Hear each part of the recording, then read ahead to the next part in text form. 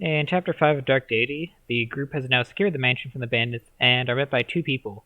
Both are asking if the group has found a stone in the mansion, as it was a family heirloom. The group is suspicious that two different people want the same item and are using the same story.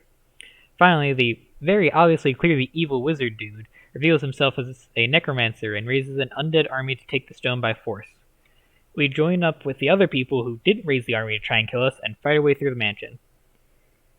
Here we are introduced to three new characters: Brooke the rogue, Samara the priest, and Sarah the mage. All three of them are starting above level 10, so they're instantaneously promoted. I turn Brooke into a raider because they have a passive that intrigues me that has a 3% chance of finding a stat up item after every kill. Just a note, as of recording this, I'm about 17 chapters in, used to every chapter, and have not gotten a stat up item. I turned Sarah into a battle mage since it seemed like there were some good combos with the skills, and make Samara a guardian. These new units are almost double the level of my other units, so they are very strong and can carry me. We start the fight with the groups on opposite sides with a wall between them. After pushing through the initial enemies, there are a series of portals that units have to go through to continue on. After taking a minute to figure out where each portal goes, I try to maintain a balanced number of people on each side. I push through most of the enemies with Bianca and Brooke on the left and with Irving on the right.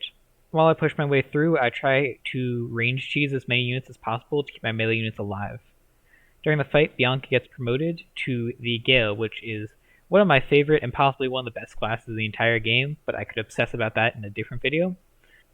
Finally, our group makes it to the final group of enemies. I send Brooke in to provoke the enemies on the left while reinforcements make their way to her. The boss attacks Brooke, which allows her to counter for about half the boss's health. I then send Garrick in to attack the boss. I see that he can kill, but it's like a 50% chance to hit. I decided to just go for it, and he actually hits, and that's when I learned this map's win condition was killing the boss, and lost a lot of free experience. This may make the coming chapters harder, but I'm not going through that level again. With the boss defeated, the mansion returns to normal, and the group learns of aspects. These are items that give the holder power, and it was what the necromancer was after.